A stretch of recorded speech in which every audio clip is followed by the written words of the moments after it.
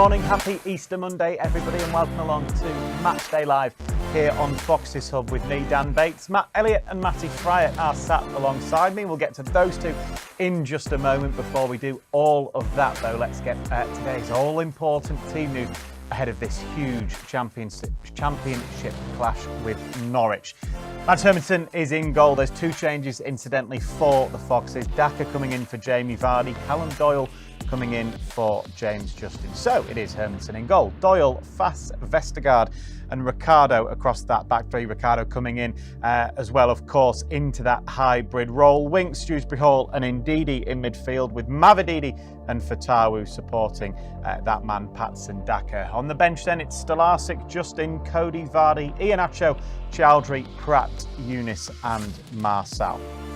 From a Norwich City point of view, they're unchanged and on a very good run. They came from behind to beat Plymouth, so David Wagner names the same 11 that did so at Carrow Road a couple of days ago. It's Gunn in goal, McCallum, Gibson, Sorensen and Stacey across the back four, McLean and Nunes in midfield, with Sainz and Sarah supporting both Ashley Barnes and Josh Sargent up front. Well, that's all of the team news. The team news is, as we've said already, Matty Fryatt and Matt Elliott in the studio alongside me this morning, leading into this afternoon on what's a massive game, really, for the Foxes today.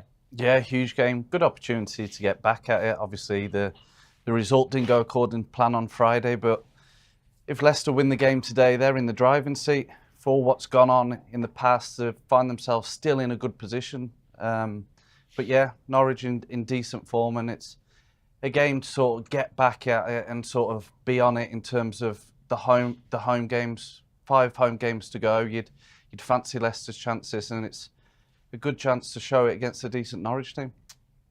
Yeah, and I think it's a test of their character as well, isn't it? I mean, we know there's ability in the team and the squad, and they've shown that for large parts of the season. For one reason or another, they've just been off it a little bit, hasn't been going their way, and there are many matters to be sort of discussed with that, really, and different viewpoints from people. But you can't doubt there is, in this division, there is quality within the ranks. But I don't doubt that at all. But it is a test a little bit of their character in this position, because it's disappointing to be where they were and where they are. Mm-hmm.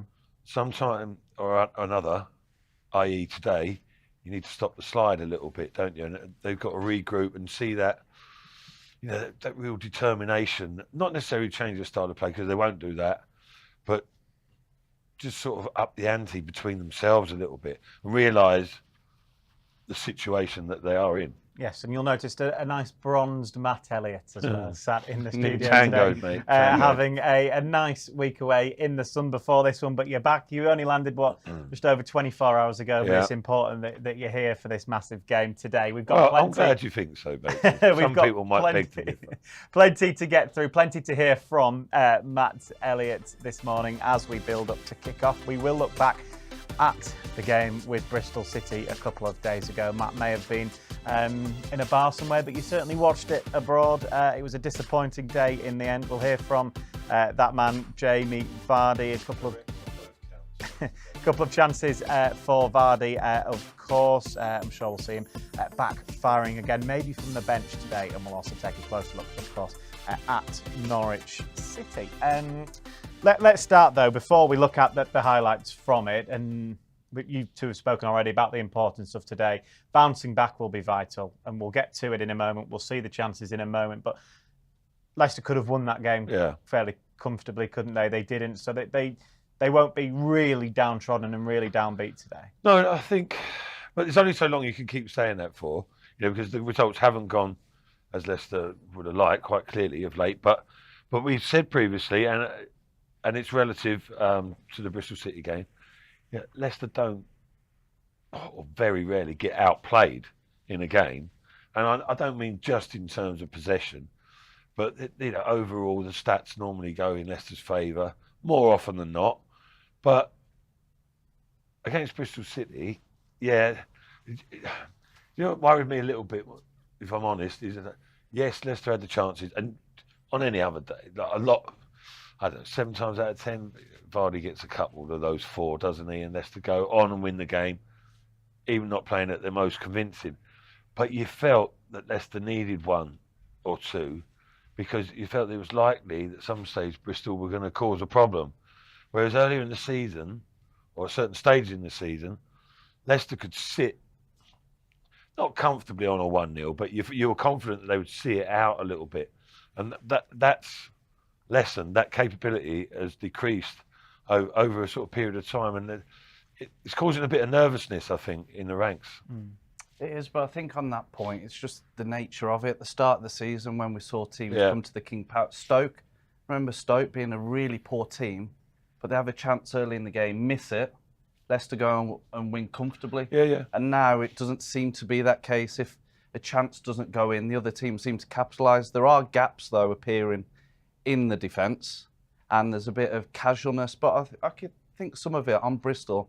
Yes, if the chance is taken, you go and win the game, but there's a little bit of rustiness in terms of turnover of possession. There was for both teams, but we've been used to this Enzo ball playing all the time. It was a little bit loose, but you can understand that. There's been 3 weeks or 2 weeks from a game, and then you've had people all over the place in terms of internationals. It's a case of getting back on it, but when the chances come along, can you finish them and just make it a bit more assured at the back? I think there are gaps, and teams are punishing that at the minute. As early in the season, when you're winning all the time, those chances don't go in, and then you go and win comfortably. So just getting that sort of levelled out, and that mentality, and being back on it. Yeah, well, let's take a look back at the game then. On Friday at Ashton Gate, what could have been 3 points, of course, turned into 0. Really disappointing afternoon. Conway can run up fast here. He's round him, he shoots, and Hermansen saves. The rebound from Twine. Hermansen saves again. Brilliant goalkeeping. Not for the first time this season. Mads Hermansen stood tall, stood big, and keeps it at 0-0. Said it's a Leicester free kick, and Harry Winks here is going to dink this in towards Fass. Free header. Oh, it's almost in, and then almost arrived at James Justin, who would have had a tap in. Wout Fass around the back, and he will run towards those Leicester fans, and you'll know about it. Here is Mavididi, lays in Vardy. Vardy gets there. Oh, he stroked it wide. What a chance. George Channer was the defender, but Jamie Vardy in front of the Leicester fans had a clear sight of goal. It would suggest themselves will probably think that they could be ahead in this game. That's a glorious touch from Vardy to release Dewsbury Hall. Back to Vardy, in on goal. Big save from O'Leary. Comes back to Mavididi, goes round his man. Another crucial save from O'Leary to put it over the bar. Well, you really would have bet your house on Jamie Vardy scoring there. He did so well in the build-up. And they roll it back to O'Leary, who goes short. And Dewsbury Hall's won it. It's a gift for Vardy. Oh, he's missed again. That is extraordinary. O'Leary, I think, has made a save, and it is a brilliant save. And Hermansen has to head it, and he only headed it as far as Sykes, who was encouraged by the crowd to shoot first time from 40 yards. He didn't, he's brought it under control, and he's picked out Mehmeti. Mehmeti will shoot, and he scored into the top corner. Bristol City leads with 17 minutes left, and Leicester's task has just got a whole lot harder. He threatened that in the first half, but on this occasion, Anis Mehmeti has found the back of the net.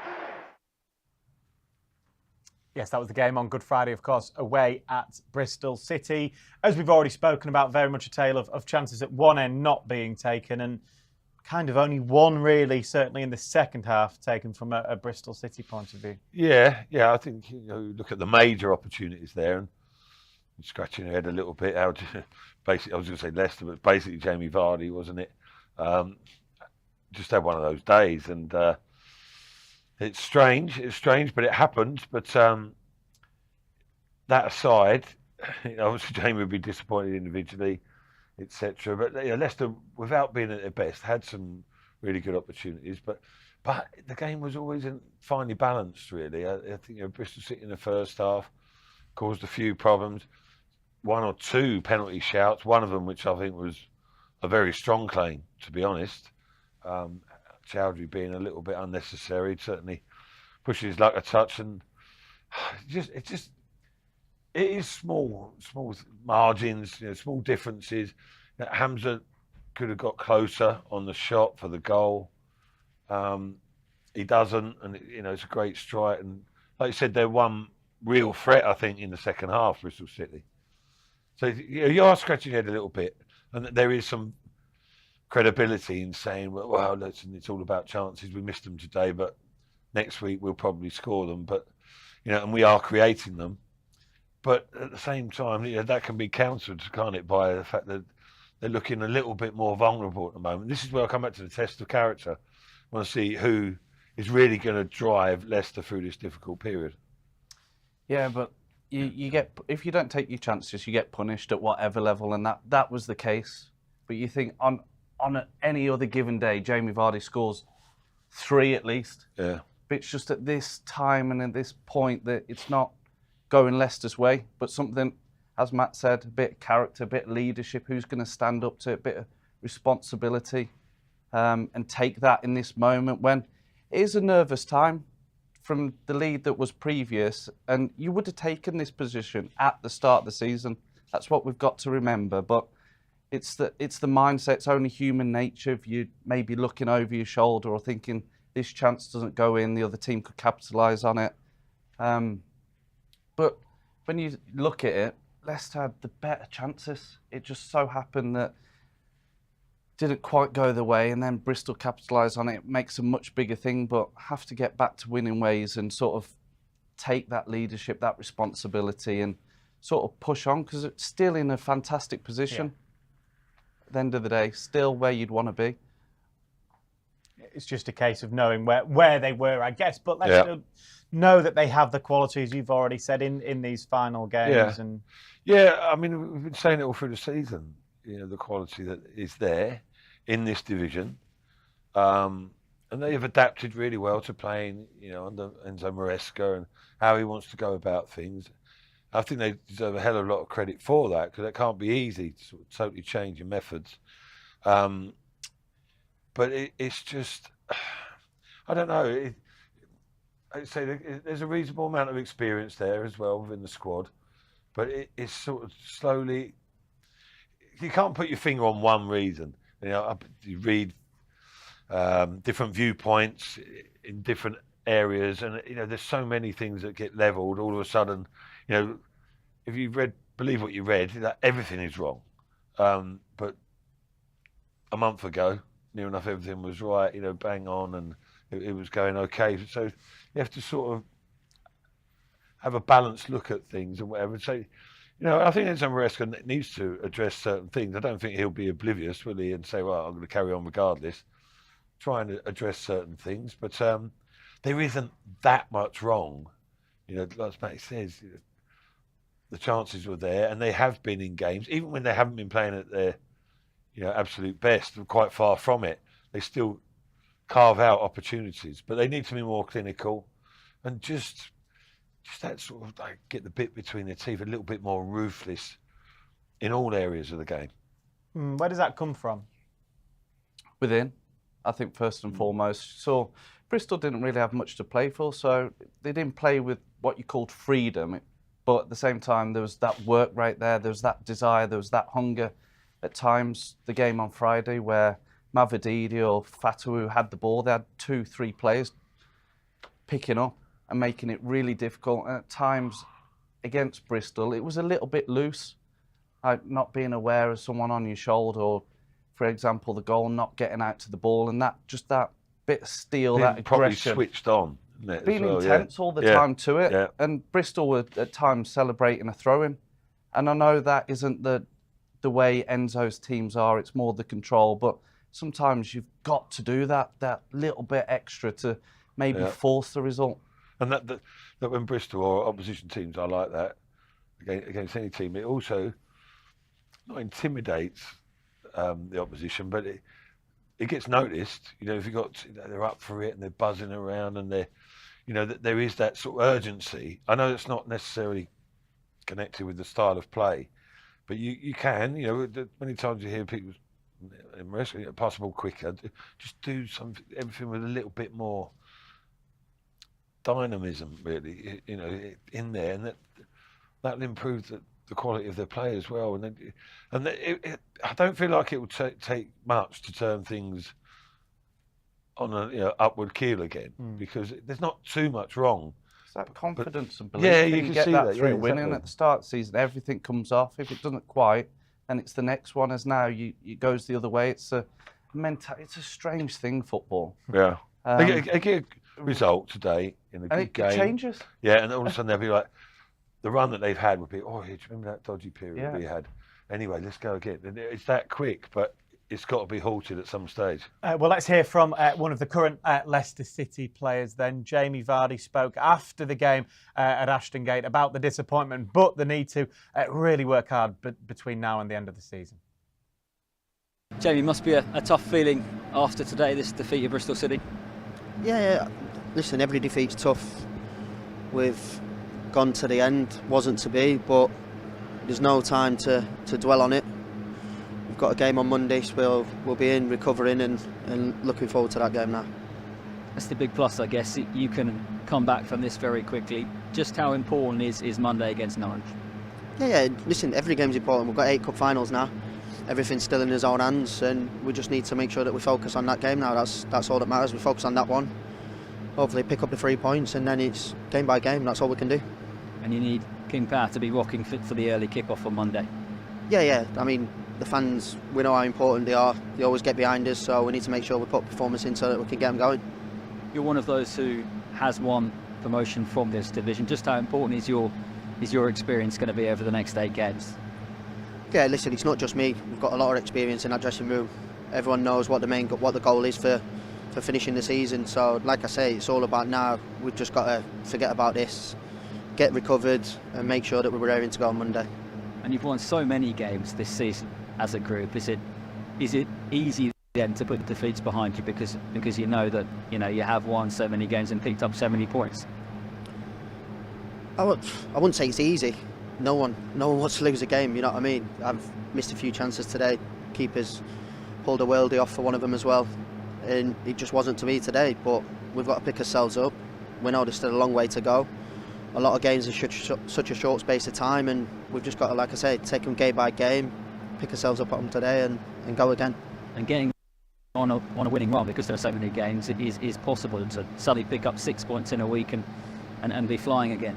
Yeah, well, that's the thing. The games come, like you said, thick and fast, and within a short space of time, you can pick up 6-9 points. So, like I say, we'll get back, got to recover, and we go again on Monday.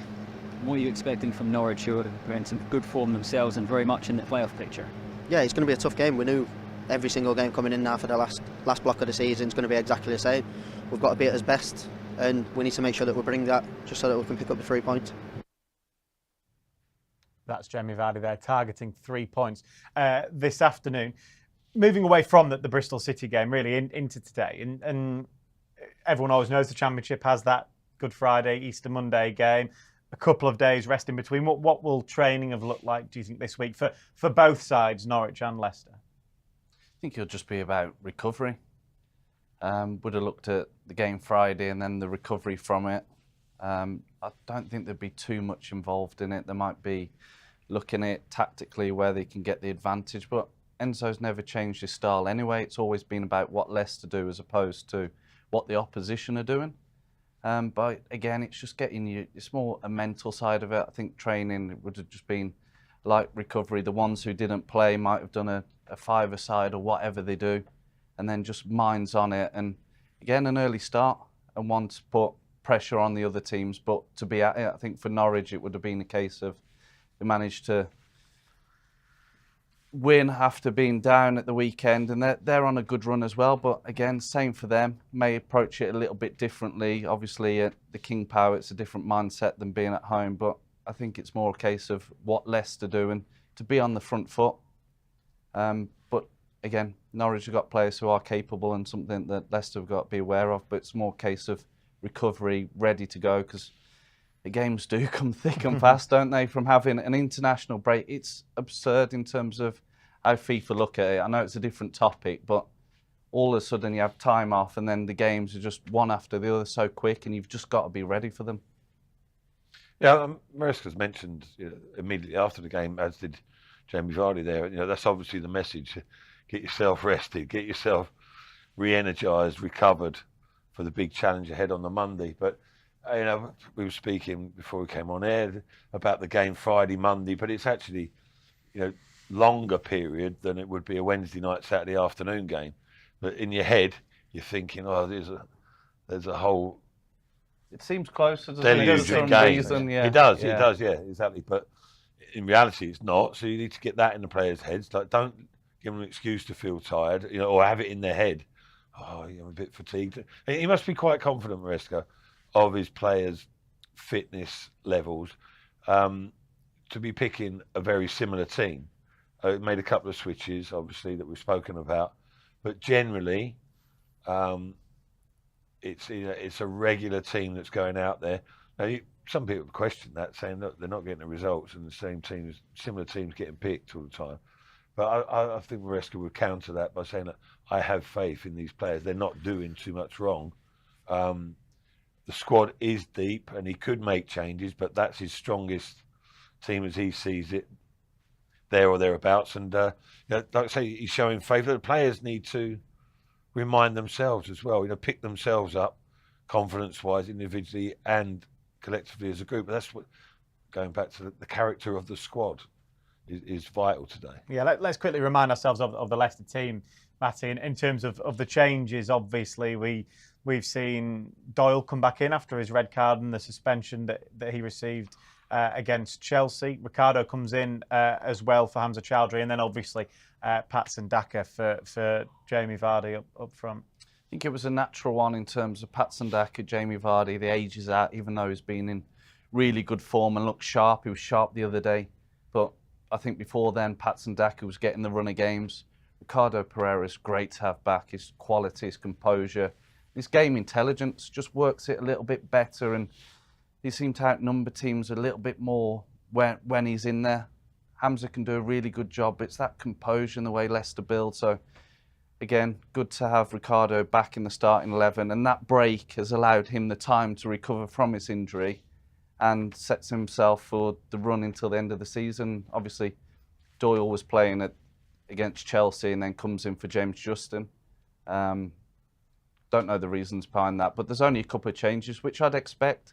As Matt said, I don't think at this stage you need to be making 5, 6, 7 changes. You might mix it up as the game goes on, but you wouldn't want that many changes. And as you pointed out, I don't think Norwich have made a change. They've gone with the same 11. So I think sometimes you just need that rhythm and consistency with it. So maybe a couple of changes, but overall, I wouldn't go completely out the window and just chucking up lottery balls and finding whatever one sticks. I think it's sort of Maresca demonstrating or re-demonstrating the belief in what he does, how he wants to go about football. And they're the players, there or thereabouts, that sort of 11, 13, who generally start, that he feels are best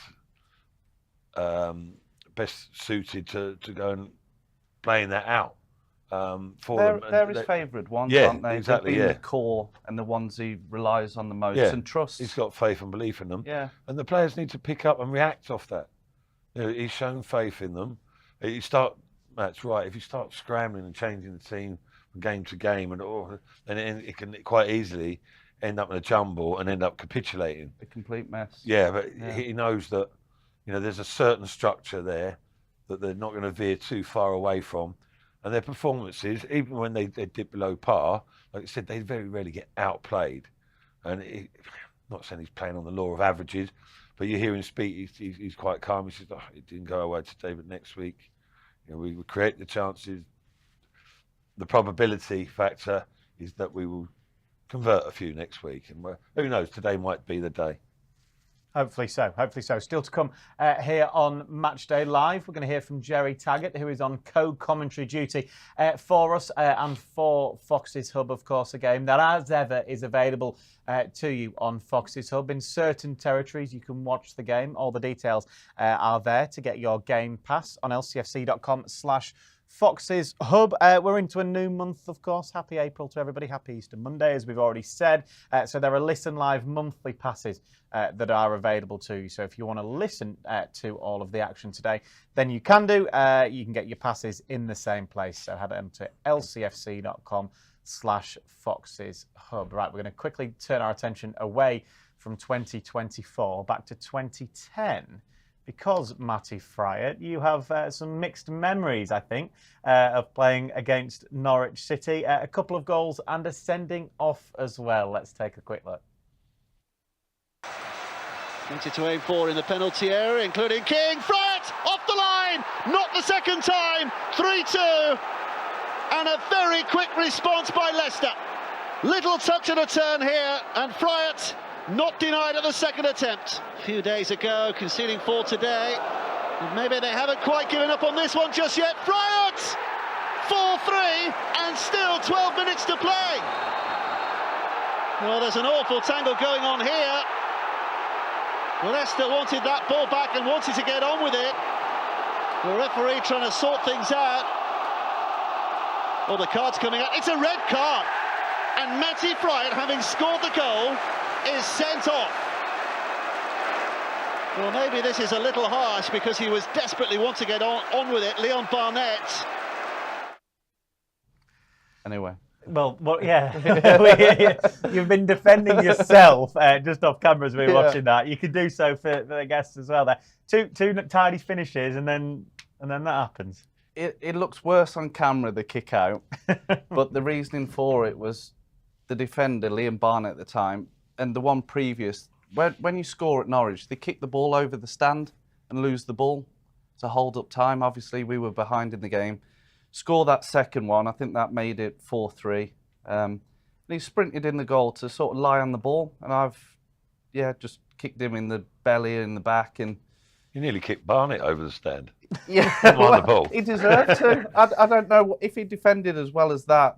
His hunger to get back and lie on the ball, then I would have scored. But yeah, he seemed to sprint into the goal to get the ball that I was trying to recover, and he was just in my way, so I had to give him a little kick. But yeah, It was only a little flick. it was out, only a wasn't little flick. Exactly. It was like that Beckham one where you just give him a little tap up the backside. But yeah, sent off. It stayed 4-3 in the end. Maybe you could have got your hat-trick if you stayed on the pitch. never know. We'll Kept never know. your discipline, mate. Yeah. Hey. 14 years later, though, we're back here at King Power Stadium, of course. The players are out on the pitch doing their warm-ups at the moment. And we know, Matt, that they'll be feeling the same pretty much as the supporters. They'll be wanting desperately to get back to winning ways again today.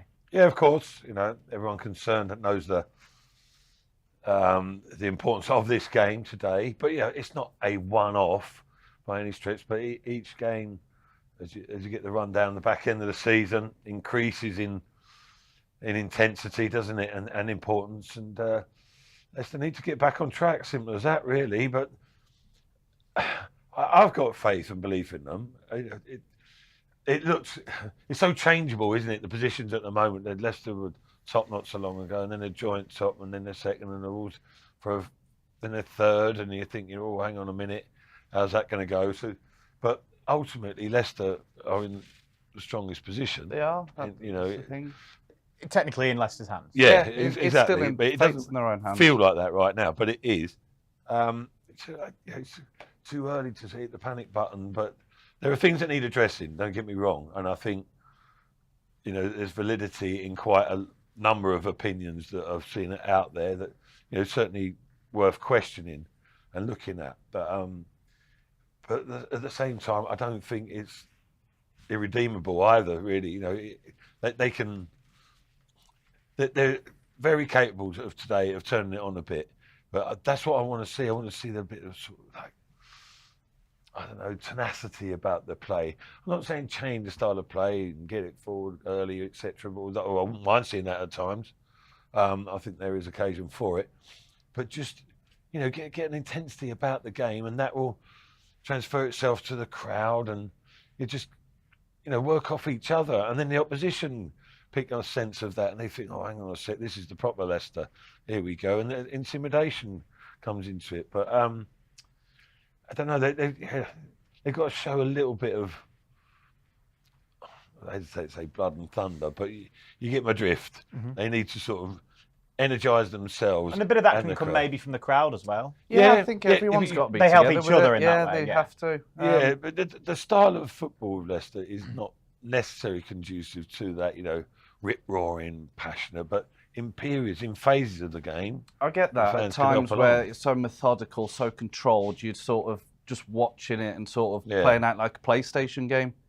But when you see a few quick passes and then Yeah. shifted, and then you see Mavididi or Fatawu getting at the play, fans are on the feet. Fans are When they're it's waiting a to get corner, behind them properly. yeah, aren't and more backing, and sometimes it, as Matt said, it can get wide a little bit quick. It can go forward, couple of passes into the midfield, then out wide, get you players who can make things happen on the ball, and the fans will be behind that. I think that sometimes it is a little bit controlled, and it's like, are they doing all that? Which of course they are. I think because they've been so good up until this point that you think it's easy. It was the same as what happened to Burnley last season. They were outstanding, but again, they were all controlled and methodical. It's just results haven't quite gone the way. And then recently it's looking at what needs fixing so much. It's just little tweaks, a bit more intensity, and then everyone together with it, and then building on that. And then Norwich could be in a storm and going, what the hell? Because earlier in the season at Carrow Road, they totally outplayed Norwich. Norwich offered nothing, and Leicester came away the deserved winners. And if they just go with that, forget the nerves, forget the situation, just play the game. I think and Leicester also apply their own style of football, but also they've got to blend that with, the tenacity, the energy that, and the physicality a little bit, a bit of aggression that Norwich are going to bring as well. 'Cause they're on a bit of a roll. Leicester got to match that as well. You've got to do the basics as well, and then the football will come afterwards. But it's going to be a real sort of enticing fixture, isn't it? Because there's a lot of things in the mix. Norwich have got a lot to play for. Leicester, obviously. And it's got all the makings of a great game. Yeah, we'll talk about Norwich in just a moment. That team on your screen then have only lost one of their last 10 games. They're also 4 points clear in the playoffs as well, so big game for them. We're about half an hour now away from kickoff here at King Power Stadium. Just to mark your card though, on Fox's Hub, as ever, there's plenty of content available for you. Of course, all available for free as well on the website. Ben Nelson's journey from the academy into the first team. We take a mini look at that. It's a really fascinating watch, as is, of course, the legacy for Kun Vishai, the documentary made back in October. Really fantastic half an hour piece of work there. You hear from the likes of Wes Morgan and Mark Albrighton there speaking about Kun Vishai. There's an International Women's Day feature as well, featuring Katie Bolter and a number of other sporting celebrities having a conversation there. And also, Leicester's the Place, brand new podcast available with Muzzy Is It? Matt Elliott and Jerry Taggart in conversation with their former teammate there. It's a great listen wherever you get your podcasts. You can also watch it on Fox's Hub and on YouTube. We will now, though, take a close look at Norwich, as promised, as Connor Southwell from The Pink 'Un tells us all about the fantastic season that they're having down at Carrow Road.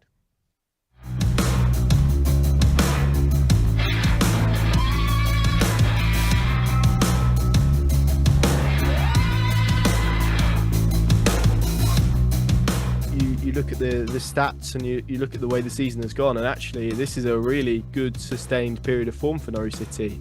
Since they beat Cardiff before the November international break, I think it's 44 points in 22 or 23 games. So that's a remarkable run of form for this team to be on, particularly given the form that preceded that.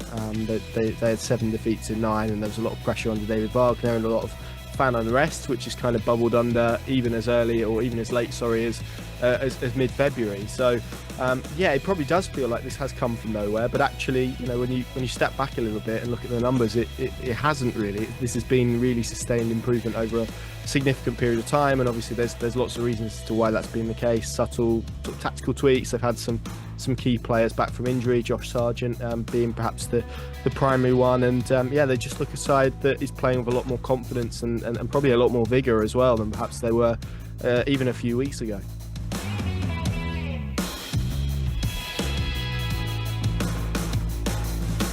Only 5 away wins all season, and One of those came at Stoke in their most recent one, and that was their first one in about, or sort of second one in 8 games. They last beat Hull in January. So they've not been great on the road, and I think going into that Stoke game, they were about 18th in the away form table. At Carrow Road, they've won 6 on the bounce. So you can see a real contrast here between sort of the team that is looking very much like a top 6 team at home, but away from home maybe hasn't quite been that. Middlesbrough away kind of skewed that a little bit because there was a controversial red card that later got rescinded, and Norwich probably, always hard to say with these things because they're only half an hour into the game, but they looked on course to at least get a result, but most probably win that game. So that maybe would have made their away form look a little bit better. Thanks to Connor Southwell there from the Pink. And that result he talks about against Middlesbrough, okay, he's talking about the away form not being great. Across the season, they had that bit of a controversial red card. Had that not happened, they would be unbeaten in their last 10 championship games, which would be a remarkable feat. It's not what you want to hear either, is it? But, such is the challenge, though, isn't it? You can't pick your opponents every week, can you? You're coming up against, and as Bristol City proved, supposedly a team with not much to play for. They came out and caused big problems, didn't they? And other teams down the bottom, etc. It's been much spoken about the amount of teams who've still got plenty to fight for in this backstage of the season. So I think you need to, as Leicester will do, worry more about themselves, their own business, and we've seen before that more often than not, that's good enough to take care of things if they are at it. But it's just to raise the levels. Just raise the levels. It's not asking. I don't think the supporters or anyone expects them to perform miracles or feats that they're not really capable of. They are capable of upping their game, but I don't know. For me, they need to rally the troops a little bit and respond to the situation a little bit and play the situation a little bit. Get the fans to feed off, create a bit of energy, a bit of pace maybe about their game, because at the moment things aren't quite working.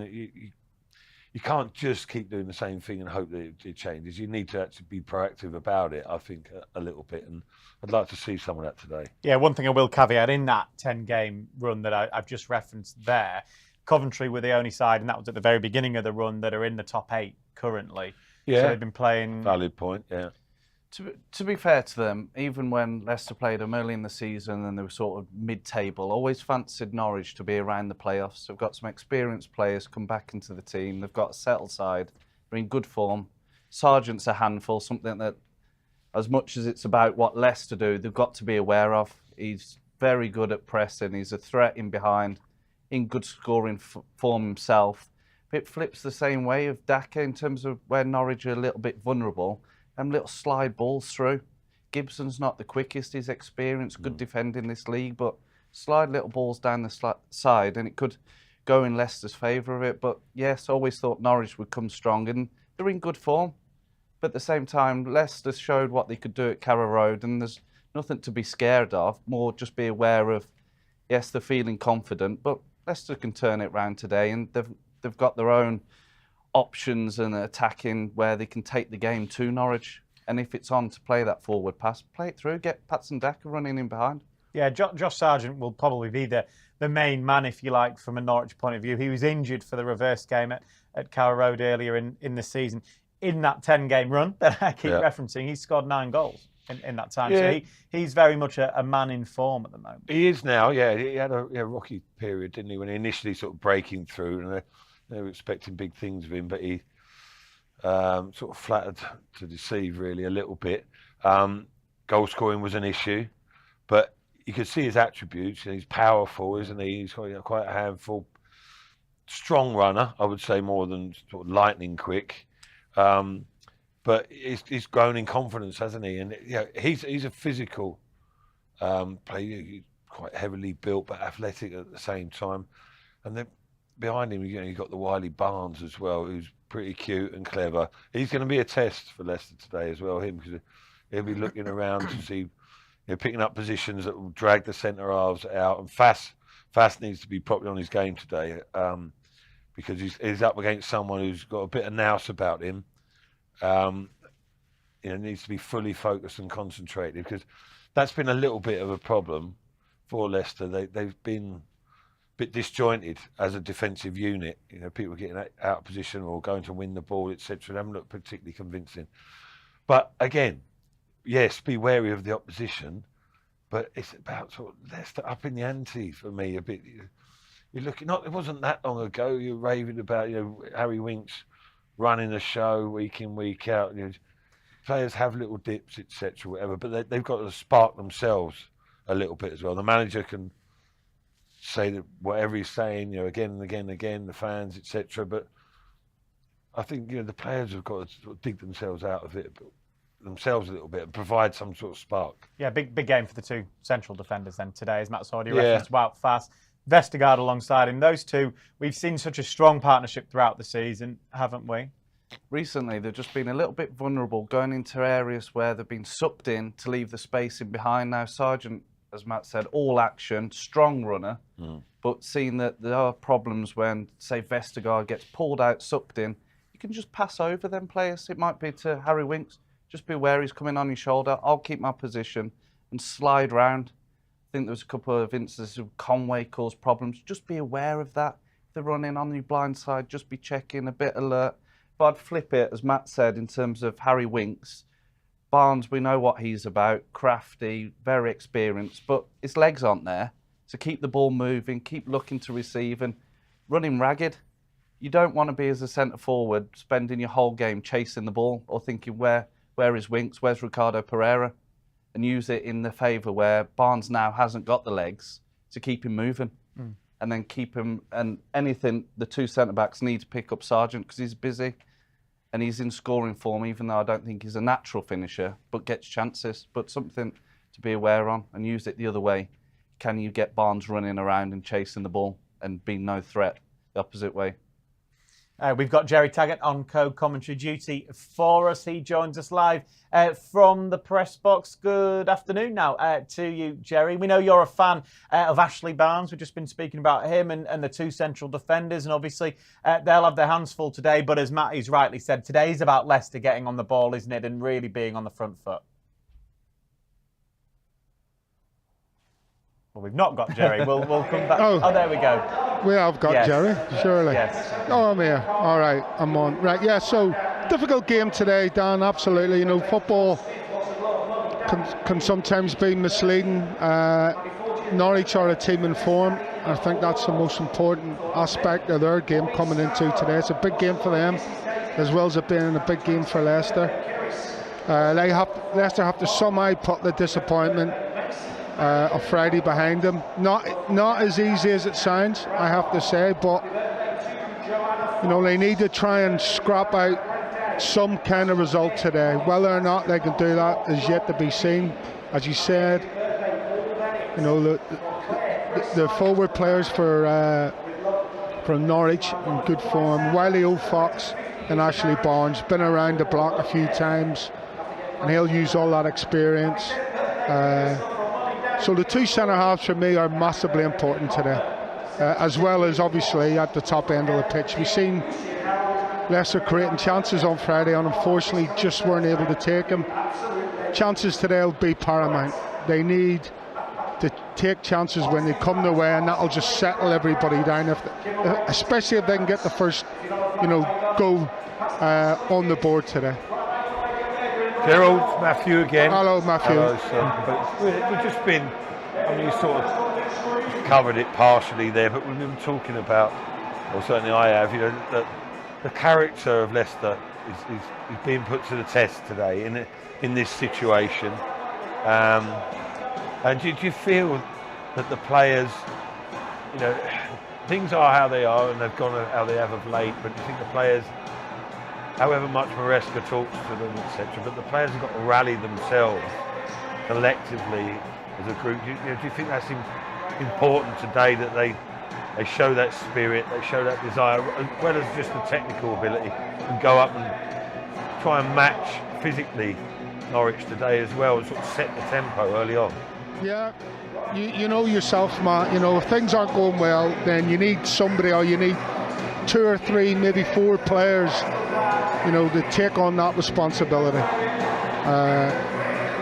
And obviously with the 2 centre halves, you know, being the more experienced players in the squad, along with the likes of Ricardo Pereira, who comes back in today, Wilfred Ndidi, those are the players that you're looking at to take responsibility and try and grab this game, you know, and get control of it. Not possession-wise, I mean, as far as the physicality of the game, as far as the momentum of the game. So it's vitally important that Leicester, you know, get a foothold early on in the game.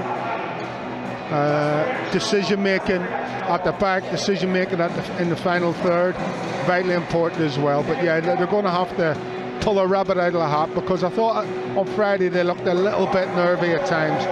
Even though they did create some really good chances, they did look a little bit nervy. Yeah, I'd agree with that, George.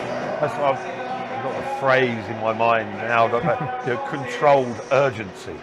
Yeah.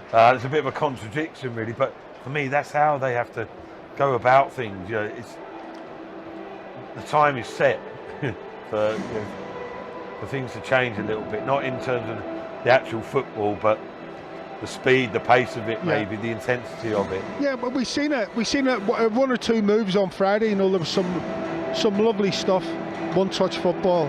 I remember in that second half, especially. The second half was really good, obviously apart from the goal being conceded. Yeah. And that's where the defence comes in. They have to make sure that if they're going to concede a goal, it's got to be something that's out of the ordinary, something spectacular from Norwich. Not giving away cheap goals, even if it is 0-0. You know, it's vitally important that if things aren't going your way at the top end of the pitch, that you give nothing away at the back end of the pitch. And unfortunately, that just didn't happen on Friday, and that needs to happen now. It needs to happen from now. Perfect. Thank you very much to Jerry Taggart. He's on co-commentary duty for us today alongside John Dunn. Very quickly before we do hand over to those two, a quick reminder of today's Leicester City team. 3 changes from Enzo Maresca. Callum Doyle comes in, Ricardo comes in, and Patson Daka also starts up front. Before we do hand over, very final question to you, Matty, on the team and on the day in general. Massive day for the Foxes, isn't it? We know what's at stake if they win. Ipswich have a tough game against Southampton later on. Leeds against Hull, who are doing well themselves. So it's a big day. It is a big day, but also a good opportunity. You get the win, and then you're back on top with level games. I know the teams play later on, but it's a good chance. Forget about all the stuff before. Go and play the game. Express, as Matt said, I like that word, controlled urgency. Go and put Leicester's game onto Norwich, and if they do that, I'm sure they'll get the right outcome. But it's a long way to go from now till that final whistle, but hopefully they're going to do the job. Yes, we'll hear from these two again at half-time and then again at full-time, where Leicester simply know that 3 points sends them top of the Championship. Right, coming up next is the full game then. Here's a little explainer of what's available to you, whether you're watching with us or listening to us this afternoon.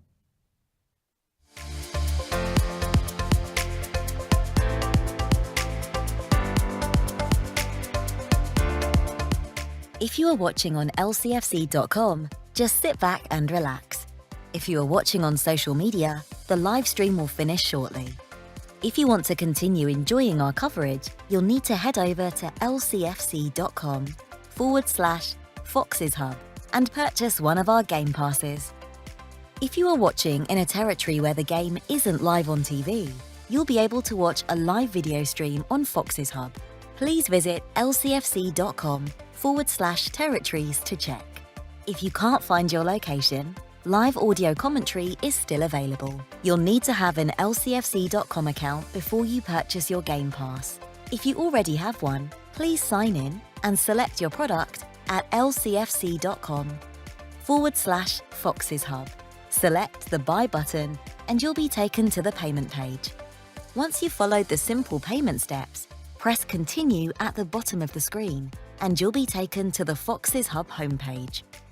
If you purchased a video pass, please select Watch Live from the Foxes Hub drop-down menu. If you purchased a Listen Live pass, please select Listen Live. If you purchased a seasonal or monthly video pass and the game is not being shown in your territory, please select Listen Live. If you are having a payment or technical issue, please email Leicester TV Support at streamamg.com. Thank you, and we hope you enjoy the match.